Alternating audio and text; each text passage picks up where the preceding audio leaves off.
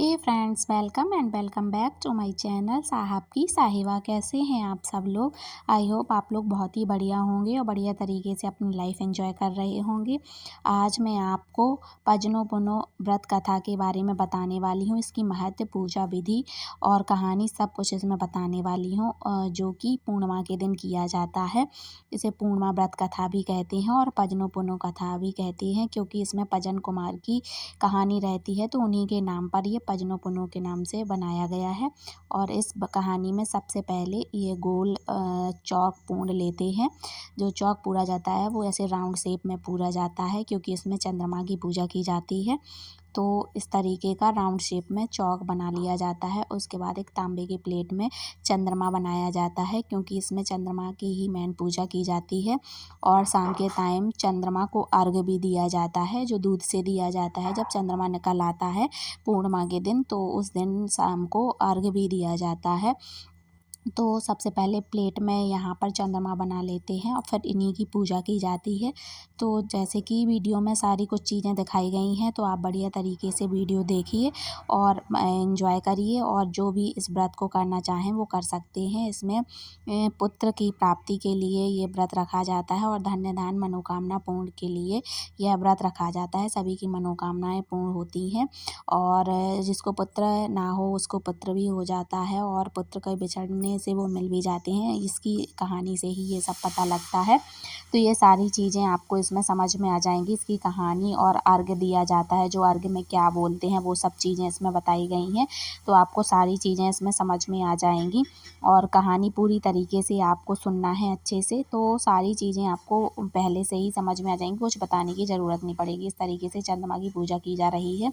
उनको तिलक वगैरह करके, उनको धूप दीप जलाकर, आरती वगैरह करके और पुष्प अर्पित करके किया जाता है। और यहाँ पर गणेश जी और जो भगवान जी के चरण पादुकाएँ रहती हैं वो सभी रख लिए जाते हैं, ताकि गणेश जी की तो सबसे पहले ही पूजा की जाती है, तो वो सब किया, हवन वगैरह करते हैं, तो वो सब किया। और यहाँ पे जो भी मौसमी फल होते हैं वो भी रख लिए जाते हैं प्रसाद के तौर पर। और ये चंदा के आकार की पूरी भी बना ली जाती हैं, और जो ना भी बनाए तो भी चल जाएगा। ऐसा ज़रूरी नहीं है कि करना ही है, बाकी जिससे जितना बन पाए तो प्रसाद के रूप में बना सकते हैं। और दूध तो मेन ही रहता है, यहाँ पर दूध रख के अर्घ दिया जाता है भगवान जी को। तो एक प्लेट में दूध रखना ज़रूरी ही होता है, यही इसका मेन रहता है चंद्रमा को अर्घ्य देने का। और जो भी श्रद्धापूर्वक कोई भी व्रत रखें उनको उनकी मनोकामनाएं पूर्ण होती ही हैं। और ये पुत्र प्राप्ति के लिए मेन व्रत रखा जाता है, और सभी की मनोकामनाएं पूर्ण हो, सभी का धन धान बना रहे, सभी सुख रहें, स्वस्थ रहें, इसी कामना से ये व्रत किया जाता है।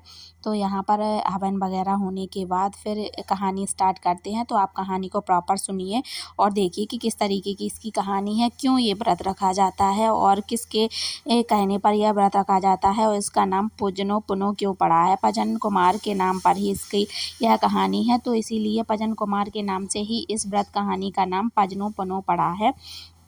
तो आप एंजॉय करिए और ऐसे कहानी को ऐसे सुनिए। राजा रानी कहते। राजा के थे दो रानी। सो एक रानी के बाल बच्चे नहीं हो रहे थे, दूसरी रानी के बाल बच्चे गर्भवती भई। सो ने राजा बोले कि राजा को खूब खुशी भई कि चलो रानी गर्भवती है, लेकिन बड़ी रानी के मन में ईर्ष्या पैदा हो गई। सो राजा गए शिकार खेलन। अब रानी के पेट में दर्द था। सो छोटी बड़ी रानी आई, सो उनने उनके लड़का पैदा होगा, सो उनने वो लड़का उठा ला और घूरे में गड़वा दा और कंकड़ पत्थर उठा के ले आई, सो डाल दा उनके सामने। सो बोली के देखो तो, और का भी बड़ी रानी छोटी रानी बोली के का भाव हम आए। सो बोली का भाव का कंकड़ पत्थर भाई। सबको के तल बाल बच्चे होत लाए का बेटी के तुम्हारे तो पत्थर कंकड़ भाई, सब पे शोषण के मार मरी जावे। अब दूसरे दिन राजा आए।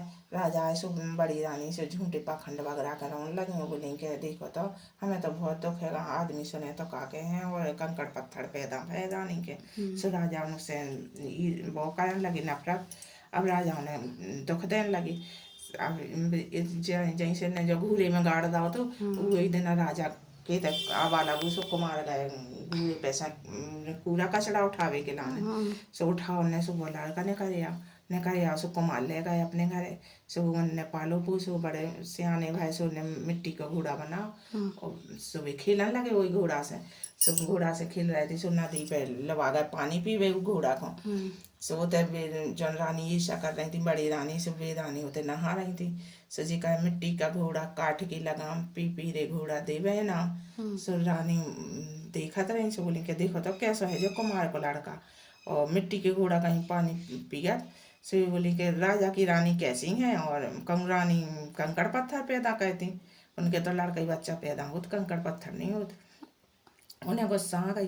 गुस्सा आई सो फिर बोली के राजा से बोली के राजा और एक लड़का ऐसा बार बार हमसे कहते है कि कहूँ रानी कंकड़ पे पत्थर पैदा करती कुमार को लड़का। सो राजा ने पकड़ के उनको बुलवा।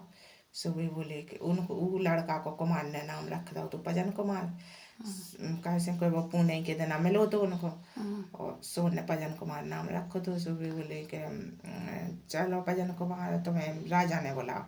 सो कही के राजा ने काय को बुलाओ। सो बोले के कुमार गाओ और वे भजन कुमार गए दो ही जने गए। सो राजा बोले के जो ऐसा कैसा कही तुमने भजन कुमार ऐसा कैसा कही तुमने रानी को देख के मिट्टी का घोड़ा काट के लगाम पी पी रे घोड़ा देवे ना। सो रानी ने आपको मना करी सो आपने ऐसा कह के दे के मिट्टी कंकड़ पत्थर नहीं रानी पैदा करते। सो वे बोले के राजा कुमार बोले के हाँ सही तो बात क्या है कंकड़ पत्थर होत कहूँ राजा के रानी के तो लड़का ही बच्चा होत। सो ने कुमार से पूछी कि कुमार तुम्हारे कहाँ से आ जाओ बाल बच्चों कहाँ से पैदा करो। सो ने कही कि हमने नहीं करो अब बे जाने पुणे माता हम तो नहीं को व्रत कराते हो नहीं को सब कुछ करते हो पुणे के दिन हमने हमें दाव है भाई पूजनो पुनो जाने हम कहाँ जाने। सो ने कही के कैसे कहाँ मिलो तो तुम्हें जो सो ने कही के कुमार के अब में उते घूरे में गड़ो तो हमारे अब अलग ने तो सो हम ले गए गोबर मट्टी सो उतई में लगाए जी। सो पूरे गांव में मुनादी पिटवा दे कि कीने गाड़ो तो जब बच्चा मैं न रखना आई के उधर घूरे में। सो चेरी आ गई सो हाथ प्रणाम करो राजा को। बोली राजा जो दंड देने हो सो दे रही हो लेकिन हम नहीं ने गाड़ो तो जो बच्चा तो सुने कि कहाँ से क्या कैसे गाड़ा दाओ तो तुमने। बोले आपकी रानी के भाव तो जो बच्चा। सो बड़ी रानी ने कही थी कि गाड़े आओ सो हम गाड़े आए थे वो नहीं ने कंकड़ पत्थर डरवाते थे। सो बोले कि तो चेरी ऐसे झूठ बोल रही रानी को दरबार में बुलाओ जाए। सो रानी दरबार में आई। सो रानी के आंचलन से दूध निकलो और राजा भजन कुमार को पूरा मुँह भीज गया। सो सब जने देख के रह गए बोले हाँ जो तो सही बात है। और रानी पुणे की पूजा कराती और बेबी व्रत कराती पूजनों पुनों को और दासी कराती और कुमार कराते। सो इन्होंने को उनकी पुणे की कृपा से भगवान ने उन्हें पुत्र दाओ तो और ये रानी कहती सो रानी के जहाँ पोता वापस लौटा उनने पुणे महारानी ने जैसी माता उनकी फेरी सो सभी की फेरी। हे पूजनों पुनों माता की जय। इस तरीके की कहानी थी जो आपको समझ में आ गई होगी और कहानी में जो कुछ बताया जा रहा है उसी तरीके से यह व्रत किया जाता है उसी कारण से व्रत किया जाता है। और यहाँ पर आरती मैंने रिकॉर्ड नहीं की थी ऐसे ही सिंपल दिखा दी थी क्योंकि गरुड़ जी का साउंड अच्छा नहीं आता उसमें रिकॉर्डिंग में तो मज़ा नहीं आता इसलिए मैंने रिकॉर्ड नहीं की थी। बाकी ये इस पूजा में शाम के टाइम चावल की खीर बनाकर चंद्रमा को प्रसाद लगाया जाता है और दूर से ही अर्घ दिया जाता है। बाकी वही खीर बाद में खाने में खाई जाती है तो खीर का ही प्रसाद लगाते हैं और खीर को ही खाते हैं। दिन में फलाहार वगैरह ले लेते हैं कई लोग पूड़ियाँ भी ले लेते हैं नहीं तो खीर का ही मेन वाइट चावल वाली खीर का ही प्रसाद लगाया जाता है। आगे आपको अर्घ बता रहे हैं तो अर्घ देखिए कैसे करते हैं। उठो धनंती उठो पुनौती उठो छबीली नार बारे चंदे रख दे सोने को दिगल कपूर की बातें जन्म जन्म रहे बात। उठो धनौती उठो पुनौती उठो छबीली नार बारे चंदे रख दे सोने को दिगल कपूर की बातें जन्म जन्म रहे बाती। उठो धनौती उठो पुनौती उठो छबीली नार बारे चंदे रख दे सोने को दिगल कपूर की बातें जन्म जन्म रहे। उठो धनौती उठो पुनौती उठो छबीली नार सोने को दिगल कपूर की बातें जन्म जन्म रहे बातें। अब यहाँ पर प्रसाद लगाते हैं और प्रसाद लगाने के बाद फिर आचमन करवाते हैं भगवान जी को। आ जाओ ना रोजे रोजे भोग लगा जाओ ना पूरा पूरब से आओ प्रभु, पश्चिम से आओ, उत्तर से आओ प्रभु, दक्षिण से आओ, चारों दिशाओं से आ जाओ ना, रोचे रोचे भोग लगा जाओ ना, दीपक बुझा जला जाओ ना, सवेरी के बेरे सुदामा के तंदुल, सागे बेधोरे घर खा जाओ ना, खा जाओ ना, रोचे रोचे भोग लगा जाओ ना, दीपक बुझा जला जाओ ना, नदिया गहरी नाव पुरानी, नैया पार लगा जाओ ना, रोचे रोचे भोग लगा जाओ ना, दीपक बुझा जला जाओ ना। आज मन कीजे दया निदान, आज मन कीजे कृपा निदान, आज मन कीजे श्री भगवान, मेरे मन मंदिर में आने विराजो, मेरा जीवन सफल बना दो, करो मेरा कल्याण, आज मन कीजे दया निदान, आज मन कीजे कृपा निदान, आज मन कीजे श्री भगवान। बस इस तरीके की कहानी थी। इसी तरीके की यही पूजा विधि है भजनों पुनों की। और शाम के टाइम चंद्रमा को अर्घ्य देकर और खीर का प्रसाद लगाते हैं और वही बाद में खा लेते हैं, प्रसाद का ही खीर।